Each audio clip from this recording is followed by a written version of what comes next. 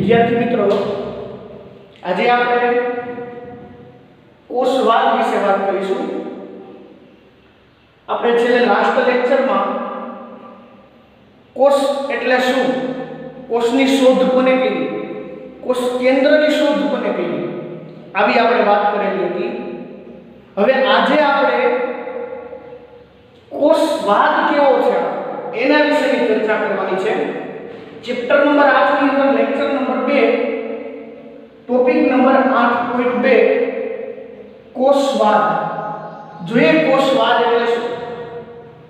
તો કે અહીંયા તમને એવી વાત કરેલી છે કે 1883 માં જર્મનીના વનસ્પતિ શાસ્ત્રી મેથિયસ સ્લીડને ઘણી બધી વનસ્પતિનો અભ્યાસ કર્યો અને પછી જોયું કે બધી જ વનસ્પતિ વિવિધ કોષોથી બનેલી હોય છે, જે વનસ્પતિમાં પેશીનું સર્જન કરે છે.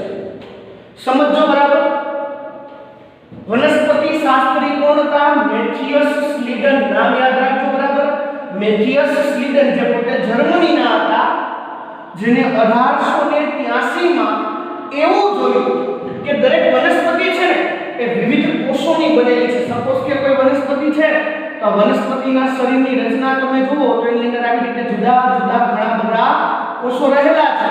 આવા વિવિધ જુદા જુદા વિવિધ પ્રકારના કોષોથી બનેલી છે. આ કોષો ભેગા મળી અને જે આ મોટી જટિલ રચના બનાવે, આ રચનાને આપણે શું કહીએ છીએ? પેશી.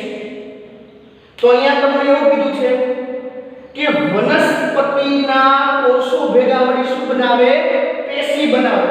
તમને પેશી એટલે ખ્યાલ આવી ગયો છે. અહીંયા ખજૂરની પેશીની વાત નથી કરેલી. કોષો ભેગા મળે ને એનાથી જે ઝુમખું તૈયાર થાય, કોષોનું ઝુમખું, જેને આપણે શું કહીએ છીએ? પેશી. તો આવી પેશીની સૌપ્રથમ શોધ કોને કરી? મેથિયસ સ્લીડને, જે ક્યાંના હતા? જર્મનીના.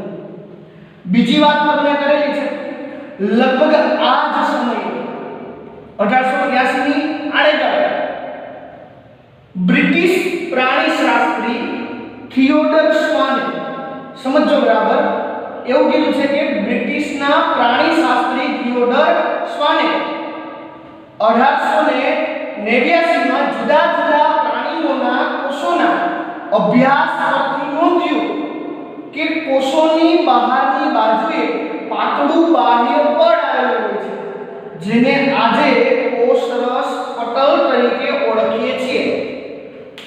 બીજા પ્રાણીશાસ્ત્રી હતા જે પ્રાણીઓનો અભ્યાસ કરતા હતા, જે બ્રિટિશના હતા, જેનું નામ હતું થિયોડોર સ્વાન. એને એવું જોયું કે પ્રાણીનું કોષ છે એની ફરતે પાતળું એવું બાહ્ય પડ છે અને આ પડનું નામ એને શું આપ્યું? કોષરસ પટલ. સમજો બરાબર. સપોઝ કે હું અહીંયા એક કોષ દોરું છું. આપણે અગાઉ જોઈ ગયા કે કોષની અંદર વચ્ચેનો જે ભાગ છે કોષ કેન્દ્ર કહેવાય, પરંતુ કોષની માથે આવેલો જે આ ભાગ છે, દેખાય છે, જે બધાને ઘાટો કરીને હું બતાવું છું એ ભાગ. તો આ જે ભાગ છે, આ ભાગને આપણે શું કહીએ છીએ? કોષરસ પટલ. કોષરસ પટલ. આવા કોષરસ પટલની પ્રાણી કોષમાં શોધ કોને કરી? થિયોડર સ્વાને. સમજો બરાબર. બે વૈજ્ઞાનિકોની વાત જુદી જુદી કરી છે. મેથિયસ સ્લીડન નામના વૈજ્ઞાનિકે વનસ્પતિઓ પર અભ્યાસ કર્યો અને વનસ્પતિના કોષો ભેગા મળીને પેશી બનાવે એવું કીધું. જ્યારે થિયોડર સ્વાને પ્રાણી કોષોનો અભ્યાસ કર્યો અને પ્રાણીના કોષની ફરતે પાતળું પડ આવેલું છે. આ પડનું નામ એને શું આપ્યું? કોષરસ પટલ. તમને બધાને યાદ દેખાય છે કે કોષની માથે પાતળું એવું પડ, આ પડનું નામ એને શું આપ્યું? કોષરસ પટલ. ત્યારબાદ થિયોડર સ્વાને વનસ્પતિ પેશીના અભ્યાસ પરથી વર્ણવ્યું કે કોષ દિવાલ એ વનસ્પતિ કોષનું આગલું લક્ષણ છે. સમજો બરાબર. એને પ્રાણી કોષમાં જે માથું જોવા મળ્યું તે કોષરસ પટલ. હવે એને એવું થયું કે પ્રાણી કોષમાં તો કોષરસ પટલ છે, વનસ્પતિ કોષમાં ના કરતા કંઈ જુદું હશે. તો એને વનસ્પતિ કોષની રચનાનો ડિટેલમાં અભ્યાસ કર્યો. જોયું એને તો વનસ્પતિ કોષમાં આવી રીતે કોષરસ પટલ તો નો જોવા મળ્યું, એના કરતા કંઈક જુદી વસ્તુ એને જોવા મળી. તમને અહીંયા નીચે જે દેખાય છે વનસ્પતિનો કોષ મેં દોર્યો છે, તો એની ઉપર આના કરતા થોડી ઘાટી એવી અને જાડી રચના જોવા મળી. આ ભાગનું નામ એને શું આપ્યું? કોષ દિવાલ. સમજો બરાબર. ફરીથી ધ્યાન રાખજો, અહીંયા આ વાત છે પ્રાણી કોષની છે. પ્રાણી કોષની માથે જે પડદો હતો એનું નામ એને શું આપ્યું? કોષરસ પટલ.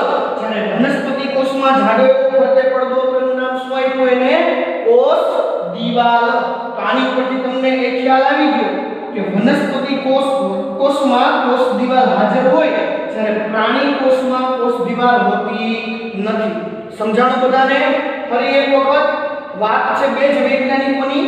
જર્મનના વૈજ્ઞાનિક મેથિયસ સ્લીડન, જેને વનસ્પતિનો અભ્યાસ કર્યો અને જોયું કે એના કોષો ભેગા મળીને એક રચના બનાવ્યા, જથ્થાને શું નામ આપ્યું? પેશી. જ્યારે બ્રિટિશ પ્રાણીશાસ્ત્રી હતા થિયોડર સ્વાન, એને પેલા પ્રાણી કોષ ઉપર પાતળું બહારનું પડ જોયું. આ પડનું નામ એને કોષરસ પટલ આપ્યું. હવે એને વનસ્પતિ ઉપર અભ્યાસ કર્યો, તો વનસ્પતિ ઉપર ઘાટું પડ હતું. આ પડનું નામ એને શું આપ્યું? કોષ દિવાલ. તો અહીંયા તમને પ્રાણી કોષ અને વનસ્પતિ કોષ વચ્ચે ડિફરન્ટ એક ખબર પડી કે પ્રાણી કોષની ફરતે કોષ દિવાલ હોતી નથી, જ્યારે વનસ્પતિ કોષની ફરતે કોષ દિવાલ આવેલી હોય છે. આના આધારે સ્વાને પ્રાણીઓ અને વનસ્પતિઓની શરીર રચના કોષ અને કોષની નિપજોની બનેલી હોય છે તેવી પરિકલ્પના આપી. હવે આ બધા તારણ ઉપરથી થિયોડર સ્વાને એવું કીધું કે પ્રાણી હોય કે વનસ્પતિ હોય, દરેક સજીવ છે આની શરીર રચના કાં તો કોષ અને કાં તો કોષની નિપજો. કોષની નિપજો એટલે કે આ પેશી બની પછી અંગ બનશે, તો કે કાં તો કોષ અને કાં તો કોષની નિપજો આ બંને ભેગા મળી અને દરેક વનસ્પતિને પ્રાણી બનેલા છે. આવી પરિકલ્પના એને રજૂ કરી. સમજાણું? ફરી પાછું એક વખત કહું કે આ બધા તારણો પરથી સ્વાને એવું કીધું કે દરેક વનસ્પતિ હોય કે પ્રાણી હોય એની શરીરની રચના શેની બનેલી છે? કાં તો કોષની અને કાં તો કોષની નિપજોથી બનેલી છે. ત્યાર પછી સ્લીડન અને સ્વાને સંયુક્ત રીતે કોષવાદ રજૂ કર્યો. હવે જે આ વાત આપેલી છે આપણે કોષવાદની છે, પરંતુ આ સિદ્ધાંત નવા કોષનું સર્જન કઈ રીતે થાય એ સમજવા અસમર્થ હતો. આપણે એ તો જોઈ ગયા કે કોષ હોય, કોષની અંદર કોષ કેન્દ્ર હોય, ફરતે કોષરસ પટલ હોય, જો વનસ્પતિ કોષ હોય તો ફરતે કોષ દિવાલ હોય, પણ નવો કોષ કેવી રીતે બને? નવા કોષનું સર્જન કેવી રીતે થાય? આવું સ્લીડન કે સ્વાન સમજાવી શક્યા નહીં. સ્લીડન અને સ્વાને કોષવાદ તો આપ્યો, પણ નવો કોષ કેવી રીતે બને આવું સમજાવી શક્યા નહીં. કોષવાદની અંદર આ વસ્તુ અધૂરી રહી.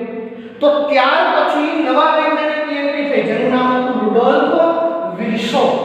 આ રુડોલ્ફ વિર્સોએ 1855 માં, તમને ફરીથી કહેજો, રુડોલ્ફ વિર્સોએ 1855 માં સૌપ્રથમ પુરવાર કર્યું કે કોષ વિભાજન પામીને પૂર્વ અસ્તિત્વ ધરાવતા કોષમાંથી નવા કોષનું સર્જન થાય છે. સમજો બરાબર. એને એવું કીધું કે ઘટના ઘટે છે કે ઘટના કોષ વિભાજન.